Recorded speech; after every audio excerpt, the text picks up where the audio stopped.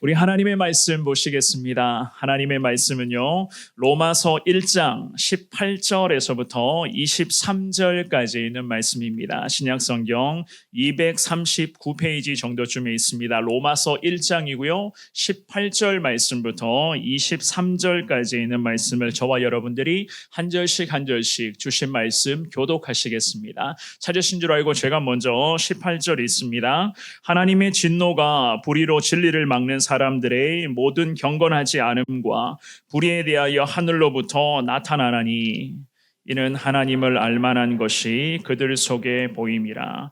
하나님께서 이를 그들에게 보이셨느니라. 창세로부터 그의 보이지 아니하는 것들 곧 그의 영원하신 능력과 신성이 그가 만드신 만물에 분명히 보여 알려졌나니 그러므로 그들이 핑계하지 못할지니라. 하나님을 알되 하나님을 영화롭게도 아니하며 감사하지도 아니하고 오히려 그 생각이 허망하여지며 미련한 마음이 어두워졌나니 22, 23절 같이 봅니다.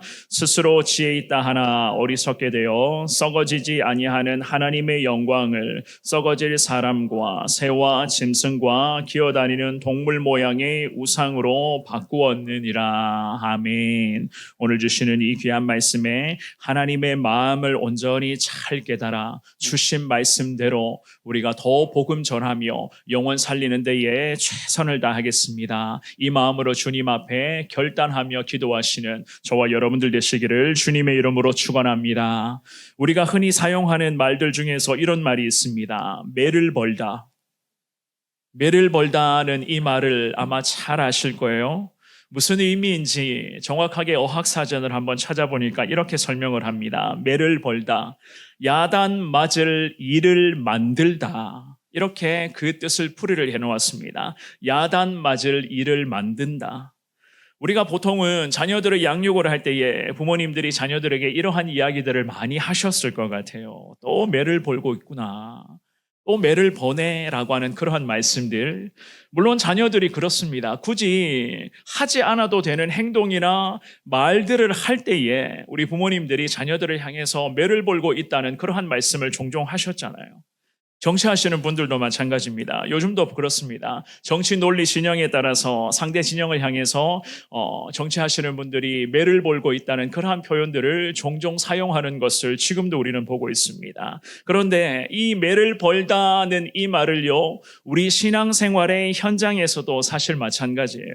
연약한 우리가 하나님 앞에서 이럴 때가 늘 있습니다. 하나님 보시기에 합당하지 않는 모습들을 행할 때, 또한 영적으로 게으름과 교만함의 그 모습에서 우리가 벗어나지를 못할 때, 게다가 하나님 말씀을 기준으로 해서는 안 되는 부분과 반대로 순종해야 되는데 순종하지 않고 있는 그러한 모든 모습들 속에서 우리 아버지 되시는 하나님은 저와 여러분들을 향해서도 이런 생각을 하실 것 같습니다. 매를 벌고 있구나.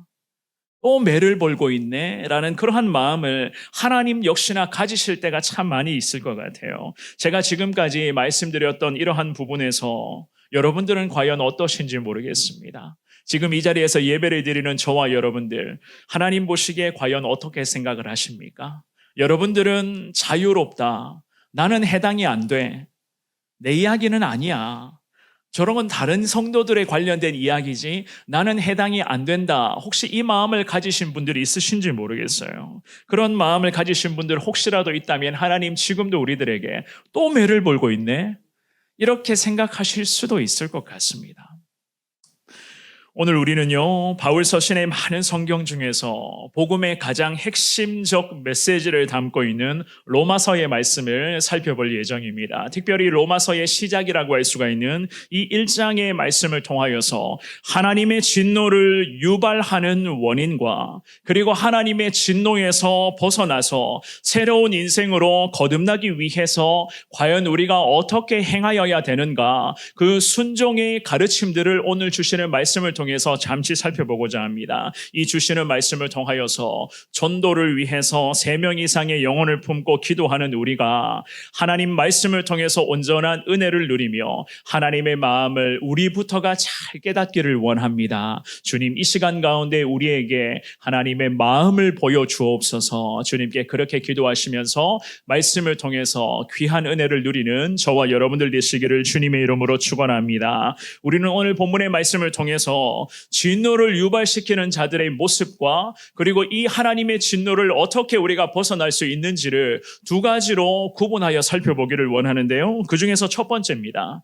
불의로 진리를 막는 어리석음. 불의로 진리를 막고 있는 이 어리석음에서 벗어날 것을 주님이 우리들에게 촉구를 하고 계십니다. 이 본문에서 바울 사도는 로마서의 말씀에서 예수님의 복음은 유대인이든 이방인이든 그 시대의 신분과 출생과 그런 여러 가지 그런 모습과는 상관없이 모두에게 예수님의 복음은 가장 필요한 복음인 것을 말씀을 하면서 우리 예수님을 향한 복음과 예수님 복음의 능력을 경험하며 살아갈 것을 촉구하고 있습니다. 특별히 우리가 본문으로 정하여 읽었던 로마서 1장의 말씀은 우리가 왜 하나님의 진노를 자꾸 일으키는가, 왜 우리가 진노 유발자와 같은 그러한 삶을 살고 있는가를 이 바울 사도가 피력하고 있거든요. 오늘 본문의 첫 구절 18절 말씀을 먼저는 읽어보겠습니다. 본문의 18절입니다. 시작. 하나님의 진노가 불의로 진리를 막는 사람들의 모든 경건하지 않음과 불의에 대하여 하늘로부터 나타나나니. 아멘. 이 바울 사도는 18절 말씀에서부터 하나님은 인간들에게 이유 없이 그냥 분노하시는 하나님이 아니신 것을 이 말씀을 통해서 우리에게 가르쳐 줍니다. 오히려 하나님의 진노가 불의로 진리를 막는 사람들 때문에 하나님의 진노가 지금도 일어난다는 거예요. 이 18절의 말씀을 잘 보시면 참 기가 막힌다는 생각을 하실 것 같습니다. 왜냐하면요, 불의로 하나님의 진리를 막는다? 불의를 통하여서 진리를 막아내고 있다는 이야기가 사랑하는 여러분, 말이 되는 이야기입니까? 이 바울 사도가 이 18절의 말씀을 통해서 이렇게까지 설명하고 권면하고 있는 것은 이런 모습으로 살아가는 인생들이 부지기수기 때문이었어요. 그렇다면 이 바울이 언급한 하나님의 진노, 하나님의 진노는 과연 무엇을 의미하겠습니까? 오늘 본문의 18절 말씀에서부터 로마서 1장의 마지막 9절까지 여러분들 말씀을 쭉 살펴보시면은 왜 하나님이 진노하실 수밖에 없으신가에 대한 이유를 우리는 말씀을 통해서 명확하게 알 수가 있을 것입니다. 특별히 바울 사도가 본문의 18절 말씀에서부터 하나님의 진노를 유발하는 자들의 면면을 분명하게 언급을 하거든요. 복음의 영향력에서 그들은 완전히 멀어져 있는 상태인 것을 강조를 합니다. 게다가 예수님의 복음, 십자가 그 복음의 능력이 아니고서는 인간은 모두가 다 죄악의 상태로 영적 사망, 즉 죽음을 면치 못할 것도 본문의 말씀을 통해서 언급을 하고 있어요. 그래서 오늘 본문에서는 진노 유발자들의 특징을 바울 사도가 18절 말씀에 보면 이렇게 설명을 하거든요. 불의로 진리를 막는 사람들의 모든 경건하지 않음이라고 그렇게 설명을 하고 있습니다. 불의라고 하는 것은 의를 거절하는 그 모든 과정을 이야기를 하거든요. 의를 거절한다? 보통은 죄라고 생각하고 있는 여러 가지 그런 모습들이 있잖아요. 하나님 앞에서 우리가 살아갈 때에 때로는 죄를 범하고 해서는 안 되는 모습과 해야 되는데 순종하지 않고 있는 그런 모든 과정들을 여러분들이 잘 알고 계실 것입니다. 이러한 모든 도덕적인 죄들은요, 사실 죄의 본질이라고는 이야기를 할 수 없는 거예요. 불의 때문에 나타나는 우리의 삶의 현장의 그런 익숙한 패턴의 그런 모습들이라고 이야기를 할 수가 있습니다. 보통은 우리가 이렇게 이야기를 하거든요. 깃털과 몸통이 있다. 그런 표현들을 많이 들어보셨잖아요. 그죠? 우리가 보통은 도덕적인 죄, 우리의 삶에서 저와 여러분들이 익숙하리만큼 반복하며 범하는 그러한 죄악된 모든 것들은 결국 죄의 깃털에 해당되는 그러한 부분이에요. 그렇다면 죄의 몸통은 과연 무엇인가? 죄의 몸통은 바울 사도가 언급을 합니다. 불의라는 거예요. 어떤 것인가? 죄의 몸통은 의를 거절하고 있는 불의가 죄악에 있어서의 몸통 역할을 하고 있는 것입니다. 이 바울 사도가 그런 의미에서 하나님의 의에 대해서 로마서 3장에 보시면 이렇게 설명을 하거든요. 로마서 3장 22절 말씀을 우리 이 말씀을 같은 목소리로 읽어봅니다. 시작. 곧 예수 그리스도를 믿음으로 말미암아 모든 믿는 자에게 미치는 하나님의 의니 차별이 없느니라. 아멘. 모든 믿는 자들에게 하나님의 의는 항상 유효하다는 그러한 말씀이에요. 그런데 하나님이 허락하시는 이 하나님의 의를 오늘 본문에서는 뭐라고 설명을 합니까?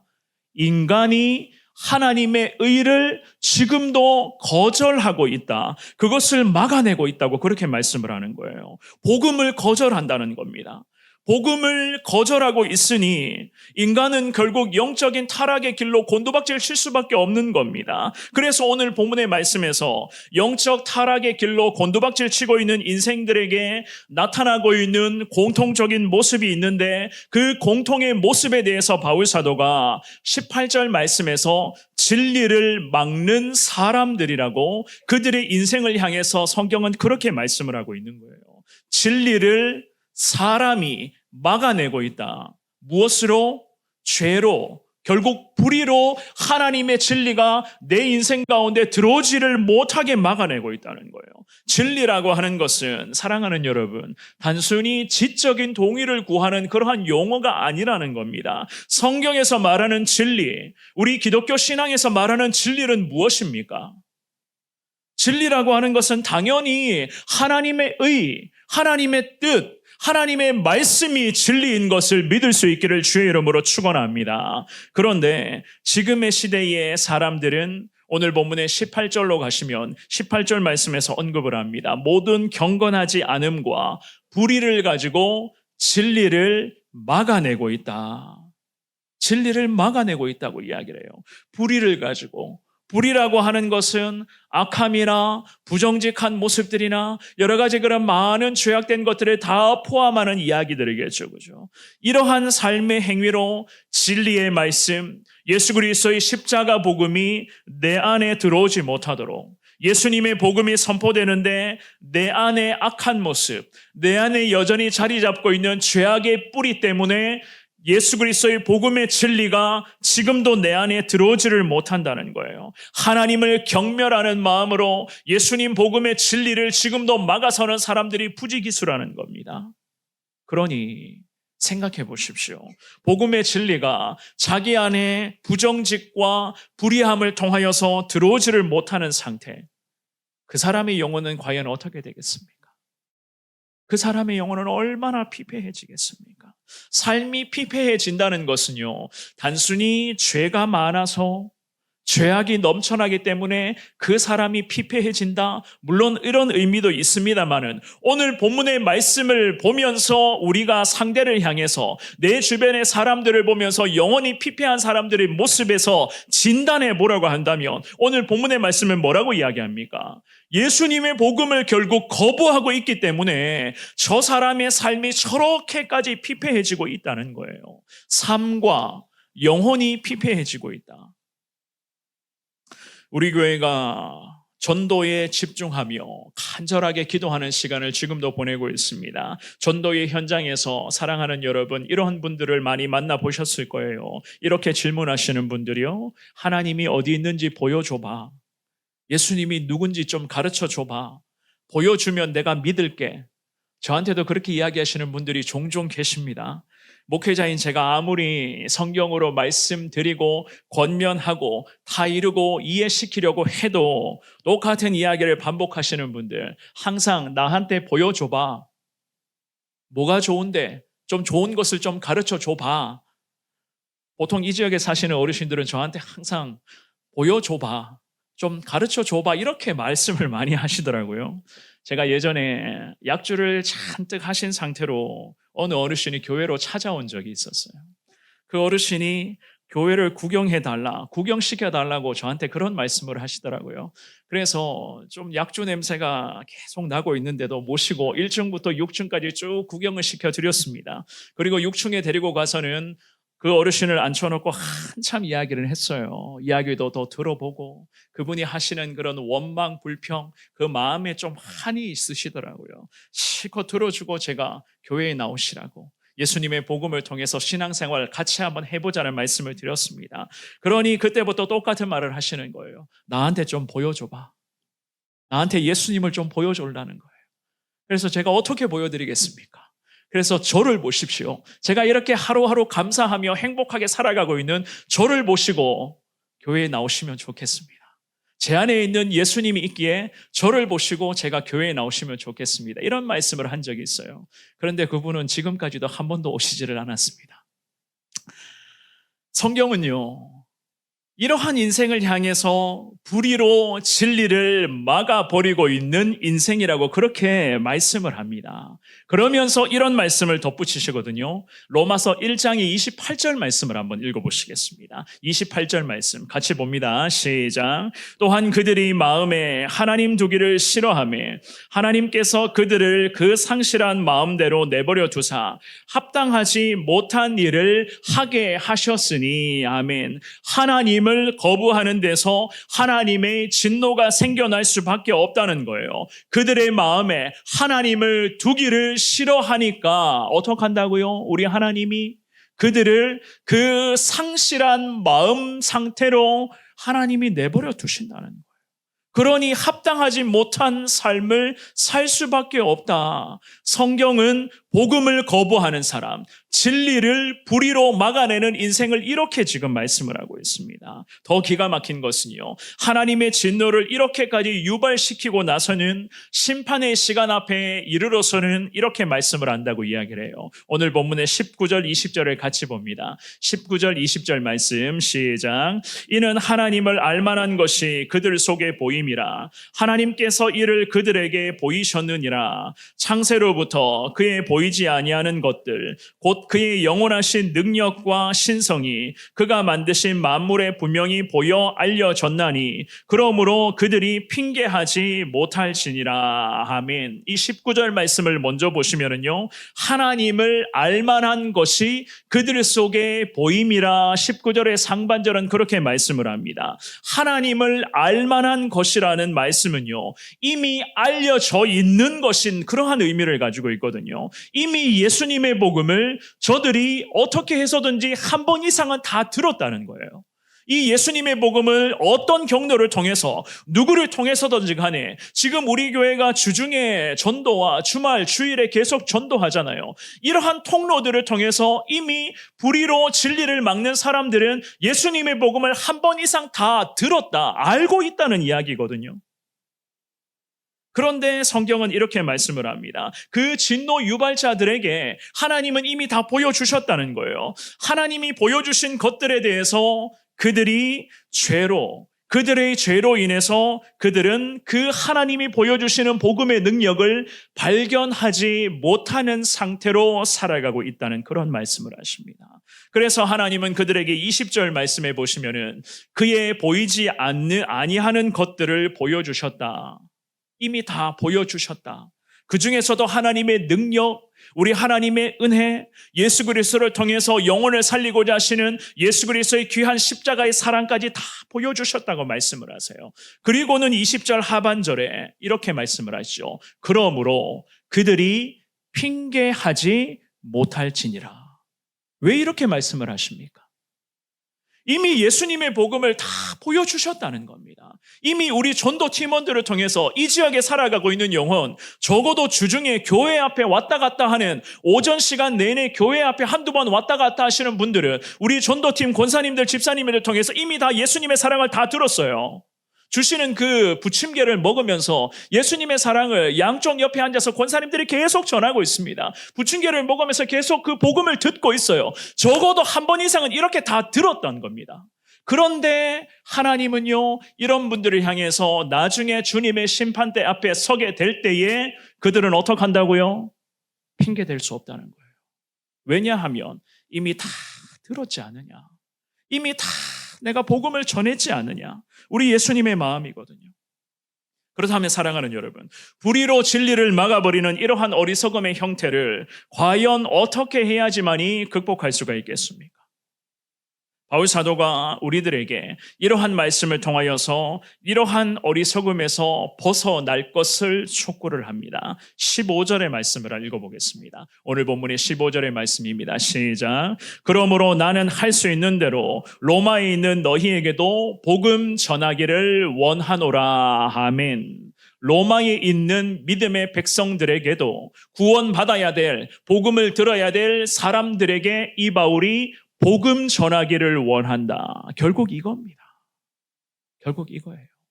로마에 있는 사람들이 불의로 진리를 막아내는 인생으로 살아가고 있었어요. 그래서 이 바울 사도가 자기 인생의 선교사로서 전도자로서 마지막 자기 인생의 말년에 로마에 가서 예수님의 복음을 마지막으로 있는 힘을 다해서 전하기를 기도하고 소망하고 있었던 것이었습니다. 복음을 전하고자 하는 이 바울의 마음이 오늘 이 시간 불의로 진리를 막아버리는 진노 유발자들을 위한 우리 하나님의 마음, 하나님의 처방전인 것을 반드시 기억할 수 있기를 주의 이름으로 축원합니다. 결국 예수님의 복음이에요. 다른 것 없습니다. 예수님의 복음을 나누셔야 되고 복음을 전하셔야 되고 예수님의 사랑을 나누어 주셔야 되는 겁니다. 복음을 통하여서 진노 유발자들 살려달라고 우리가 그렇게 기도하고 있잖아요. 그죠? 그러기 위해서는 어떻게 해야 됩니까?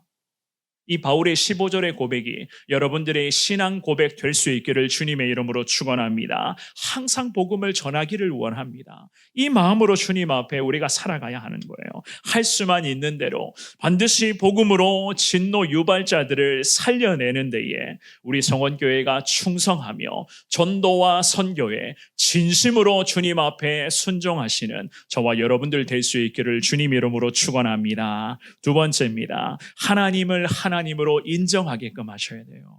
하나님을 하나님으로 인정하라. 21절 말씀입니다. 한 목소리를 읽어봅니다. 시작. 하나님을 알되 하나님을 영화롭게도 아니하며 감사하지도 아니하고 오히려 그 생각이 허망하여지며 미련한 마음이 어두워졌나니. 아멘. 이 바울 사도가요 21절 말씀에서 인간의 연약함, 그 연약함 중에서도 가장 치명적 연약함의 원인을 이렇게 지적을 합니다. 21절의 상반절, 하나님을 알되 하나님을 영화롭게도 아니하며 감사하지도 아니하고.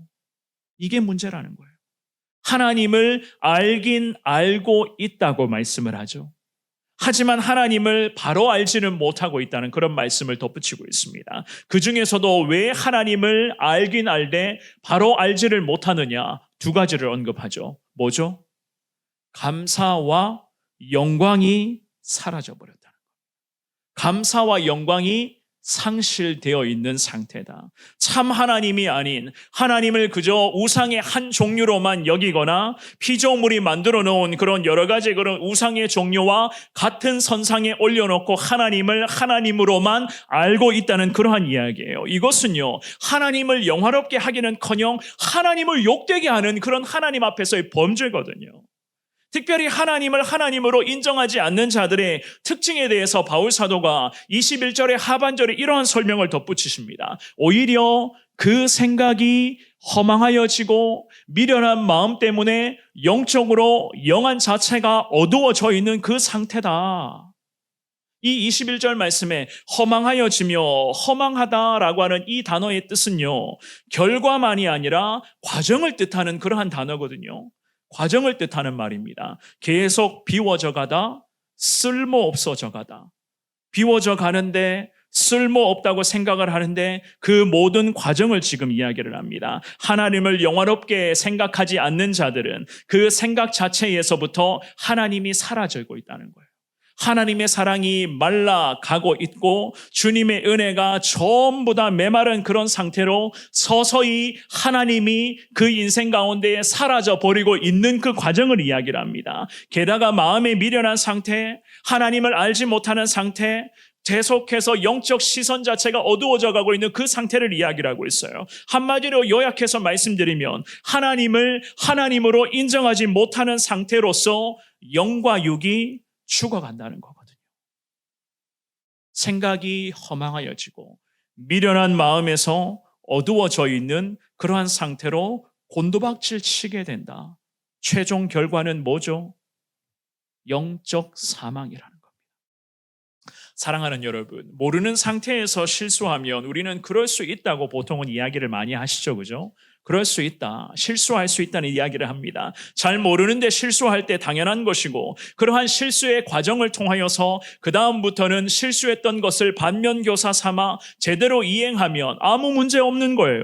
그러나 문제는 무엇입니까? 알고 있으면서도 제대로 못하게 되거나 실수하게 되면 어떻게 됩니까? 당연히 말이 달라지게 되는 것이겠죠, 그죠? 오늘 본문의 말씀에서 바울 사도가 이 부분을 지금 지적을 하고 있는 거예요. 그들은요, 하나님을 알고 있다고 분명하게 말씀하고 있습니다. 지금도 하나님의 진노를 유발시키고 있는 자들은 하나님을 알고 있어요. 하나님이 어떠한 분이신지를 알고 있습니다. 하지만 하나님을 하나님으로 인정하지 않고 오히려 하나님의 이름에 자꾸 먹칠한다는 거예요. 알고 있으면서도 하나님의 이름을 자꾸 먹칠하고 있다. 그런데 더 기가 막힌 것은 하나님을 하나님으로 인정하지 않는 자들, 즉 진노 유발자들의 형태에 대해서 이 바울 사도가 이렇게 말씀으로 지적을 하거든요. 22절 23절을 같이 읽어봅니다. 22절 23절입니다. 시작. 스스로 지혜 있다 하나 어리석게 되어 썩어지지 아니하는 하나님의 영광을 썩어질 사람과 새와 짐승과 기어다니는 동물 모양의 우상으로 바꾸었느니라. 아멘. 이게 문제예요. 결국 이게 문제입니다. 진노 유발자들의 가장 큰 원인 중에 하나가 바울 사도가 22절의 첫 구절에 이렇게 표현합니다. 스스로. 결국 이게 문제거든요. 그렇다면 그들은 왜 스스로 판단하며 스스로 행동하고 있을까요? 왜 하나님 앞에서 스스로 지혜 있는 척하고 있을까요? 마치 자기가 하나님인 것처럼 왜 스스로 판단하고 결정하고 그렇게 행동하고 살아갈까요? 성경은 말씀합니다. 당장 눈앞에 보이는 세상의 것들이 더 좋아 보이기 때문에 그러한 눈앞에 보이는 세상의 것들만 선택하고 있다. 성경은 그렇게 말씀을 하고 있어요. 세상의 것들 앞에 영적으로 까막눈이 되어버렸다는 것입니다. 그 중에서도 스스로라고 하는 이 표현을 통하여서 그 영적 그늘에서 스스로가 벗어나지를 못하고 있는 상태. 스스로 보기에 세상이 좋아 보입니다. 스스로 보기에 세상의 화려한 것들이 더 재밌어 보여요. 스스로 판단했을 때에 하나님을 섬기고 말씀과 기도 생활을 살아가는 것 보다 스스로 판단해 봤을 때 세상 속에 속하여서 세상과 적절하게 친구 삼아 살아가는 것이 하나님께 속한 삶보다 스스로 판단했을 때 더 좋아 보인다는 거예요. 하나님이 아니라 눈앞에 보이는 우상의 모습에 스스로가 더 마음을 조금 더 빼앗기고 있습니다. 이게 문제라는 겁니다. 그래서 오늘 본문의 말씀에서 바울 사도가 22절의 상반절에 스스로 지혜 있다 하나, 스스로 말하는 그 지혜, 스스로 지혜를 가지고 있다는 그 쓸데없는 자신감을 통해서 진노 유발자들은 하나님의 근심거리로 전락할 수밖에 없다는 말입니다. 스스로 종교적인 지혜를 갖추었다고 해도 그것은 거짓 종교로서 전락할 수밖에 없고 결국에는 그런 것들 때문에 이단들이 우후죽순처럼 생겨나서 하나님의 영광을 가리게 되는 불상사가 지금도 나타나 버리고 있었습니다. 얼마나 비참한 이야기입니까? 이 모든 것이 다 스스로 내가 하나님이 된 것처럼 내가 하나님인 양 스스로 판단하고 행동하고 결정하면서 스스로가 잘한다고 그렇게 생각을 하고 있다는 거예요. 저희 부모님은요, 지금도 대구의 팔공산 그 산자락 골짜기에 살고 계십니다. 팔공산. 아마도 아시는 분들이 계실 것 같아요. 팔공산이라는 곳은요, 전국의 유명한 무당들이 참 많이 모이는 곳입니다. 산골짜기마다 무당의 소리, 굿하는 소리가 계속, 징치는 소리가 계속 울려 퍼지는 그러한 장소예요. 또한 팔공산 꼭대기에 보면 갓바위라는 곳이 있습니다. 요즘 같은 대학 수능 시험, 수학 능력 시험을 준비하는 시기가 되면은요, 그 갓바위에는 전국 곳곳에서 수험생을 둔 부모님들이 와서 갓바위 산꼭대기까지 올라가서 그렇게 정성스럽게 빌어요. 자기 소원을 이 두 손이 정말로 두 손바닥에 불이 날 정도로 그렇게 싹싹 빌고 있습니다. 자녀들의 좋은 성적을 위해서라면 부모님들은 새벽 동이 트자마자부터 그 갓바위 산꼭대기까지 올라가서 그렇게 정성껏 빕니다. 수험생을 둔 부모님들이 그 갓바위, 그 우상 앞에 그렇게 정성스럽게 손바닥에 불이 날 정도로 빌고 있는 이유가 무엇일까요? 그 이유는 간단하죠. 그죠? 그들 스스로가 인생의 주인을, 자녀 인생에서의 주인을 그 우상으로 여기고 있기 때문에 부모가 그렇게 손바닥에 불이 날 정도로 새벽부터 올라가서 그곳에서 빌고 있다는 거예요. 또한 그 우상의 형상이 그들에게 손바닥에 불이 날 정도로 빌다면 결국에는 만족이라는 것을 가져다 줄 것이라고 스스로가 믿기 때문이거든요. 이게 문제라는 겁니다. 이 모든 것은 결국 하나님의 진노를 유발시키고 있는 치명적인 원인입니다. 그래서 이 본문의 말씀에서 바울 사도가 우리들에게 이렇게 언급을 해요. 스스로 지혜 있다고는 하나 결국 전부가 다 세상의 어리석음에 다 젖어 있는 것이라고. 이러한 모든 우상 숭배의 행위는 결국 허망한 것이 되어버릴 것이다. 성경은 그렇게 말씀을 합니다.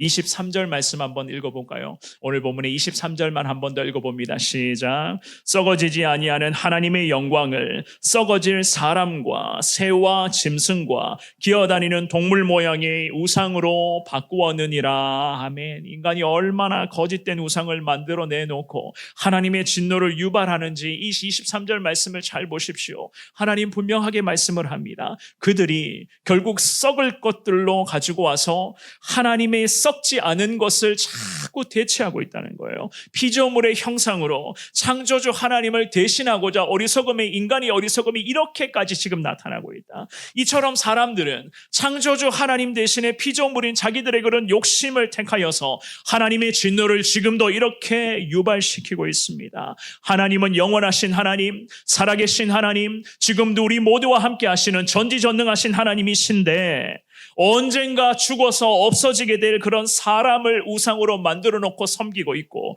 또한 동물이나 그런 여러 가지 그런 형상을 우상으로 만들어 놓고 그것 앞에서 절하고 있는 그러한 모습들, 이 모든 것은 성경에서 다 어리석은 것이라고, 다 썩어지는 것이라고 그렇게 말씀을 합니다. 더욱이 그런 것들을 향해서 성경은요, 금수와 버러지 같은 그런 형상의 우상이라 단정지어서 말씀하고 있는 것 아니겠습니까? 전부가 다 죄악의 쓰레기 같은 그러한 것들이에요.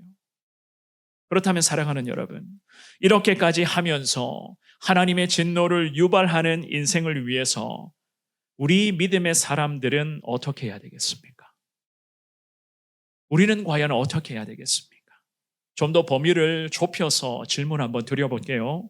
우리 가족들 중에서, 특별히 내 주변 사람들 중에서 이런 형태, 우상을 섬기고 사람을 찾아가서 신으로 여기고 있는 것, 그리고 형상 앞에 여러 가지 모양을 만들어 놓고 절하면서 그 형상과 모양을 일컬어서 참신이라고 이야기하는 내 주변의 사람들, 혹여라도 가족들을 위해서 우리는 그러면 무엇을 해야 되겠습니까?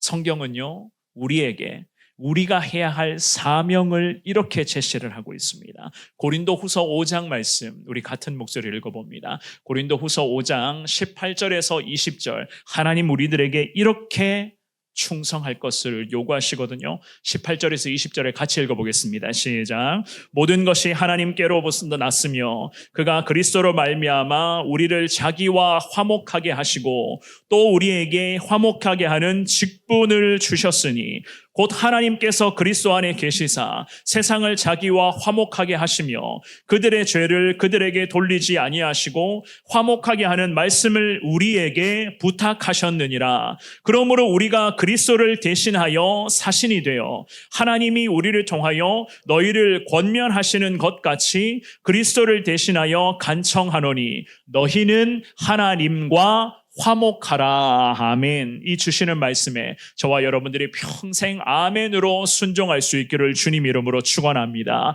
하나님 이미 예수님을 통해서 하나님과 우리를 화목하게 해 주셨다고, 그리고 우리에게 화목하게 할 수 있는 직분을 맡기셨다고 그렇게 말씀을 하죠. 더욱이 하나님은요, 19절의 말씀에서 화목하게 하시는 말씀을 저와 여러분들에게 이미 부탁해 놓으셨다. 성경 그렇게 말씀하십니다.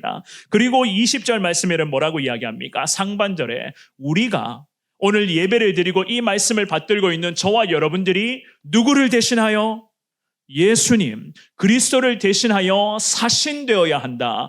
복음을 전하는 그리스도의 사신 역할을 하라는 거예요. 전도, 선교, 전도, 그리스도의 사신 역할로서 우리에게 맡겨진 이 모든 화목하게 해야 되는 사명과 직분을 평생 수행해 갈 것을 주님이 우리들에게 부탁하셨습니다. 하나님의 진노를 유발하는 자들과 하나님을 화목하게 하는 사명, 화목하게 하는 말씀을 우리에게 전하라고 하셨어요. 그리스도의 사신이 되어서 여호와 하나님의 영광을 위해서 우리가 예수님 복음 전하며 예수님 사랑을 끝까지 나누며 예수님 사랑으로 섬기고 챙기고 위해서 기도하라는 그런 말씀이잖아요. 그런데 예수님이 십자가 희생과 부활의 영광으로 말미암아 하나님과 인간 사이의 죄악의 담장을 다 허물어뜨려 주셨습니다. 이사야 59장 2절 말씀에 이런 말씀이 있잖아요. 우리 이 말씀 같이 읽어봅니다. 시작. 오직 너희 죄악이 너희와 너희 하나님 사이를 갈라놓았고 너희 죄가 그의 얼굴을 가리어서 너희에게서 듣지 않으시게 함이니라. 아멘. 우리 예수님이 이 문제 단번에 다 십자가 희생으로 해결해 주셨습니다. 이것은 다 하나님이 예수님을 통해서 다 이루어 주신 거예요. 그래서 우리를 택하신 아버지 되시는 하나님께서는 오늘 예배를 드리고 있는 저와 여러분들에게 우리 성원교회를 향해서 화목하게 하는 직분과 사명, 그리스도의 대사되어 세계의 열방을 넘어서서 예수님 복음 전하며 진노 유발자들에게 오늘도 하나님의 사랑을 나눌 것을 주님은 우리들에게 촉구하십니다. 그래서 우리 교회가 이제는요 10월의 마지막 주일을 택하여서 그 주일을 기준 삼아 예수님 복음을 집중해서 전하며 전도와 섬기는 데에 최선을 다해 땀 흘리고 있는 과정 속에 있잖아요. 그죠? 그러면서 저와 여러분들 개개인마다 한 사람이 3명의 영혼을 품고 하나님 앞에 전도 대상자로 기도하겠다고 작정하여 우리는 기도하고 있는 그 과정 속에 있지 않습니까? 하나님으로 인정하고 예수님을 저들이 인생의 주인으로 삼아 새로운 인생으로 거듭나게 해달라는 그 간절한 마음으로 우리는 날마다 주님 앞에 기도하고 있습니다. 사랑하는 여러분, 진노 유발자들에게 전도하고 그 이름을 불러가며 기도한다는 것, 주중에 그리고 토요일 또한 주일 오후에 우리가 전도하며 예수님 사랑 전한다는 것 만만치 않습니다. 쉬운 일이 결코 아니에요.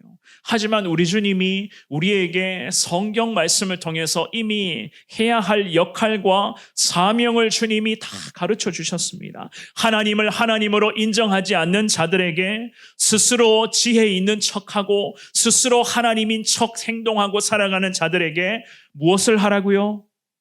예수님의 복음을 전할 것을.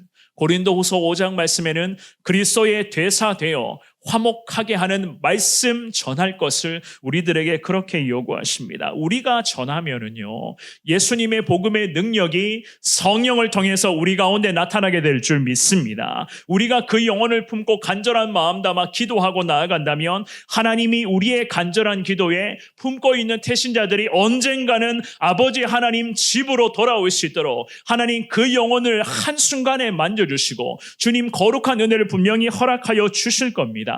내가 하는 것이 아니라 나를 통해서 하나님이 하시기 때문에 언젠가는 반드시 거룩한 열매를 맺을 수 있다는 것을 믿을 수 있기를 주님의 이름으로 축원합니다. 말씀 정리하겠습니다. 기도와 전도, 전도와 기도를 계속 병행하시되 우리 주변에도 하나님의 진노를 유발시키고 있는 자들이 지금도 그렇게 많이 있어요. 진노 유발자들에게 과연 우리가 어떠한 역할을 해야 될 것인가? 하나님을 저들이 하나님으로 인정하게 해달라고 주님 앞에 기도하시면서 여호와 하나님의 그 마음으로 한 사람이 품고 있는 3명의 영혼이라도 이번 올 한 해 이 가을에 반드시 주님께 돌아오게 해주십시오. 간절한 마음 담아 기도하시며 내가 스스로가 영혼을 향해서 저 사람은 안 되겠다. 참 저 사람은 힘들게 보인다.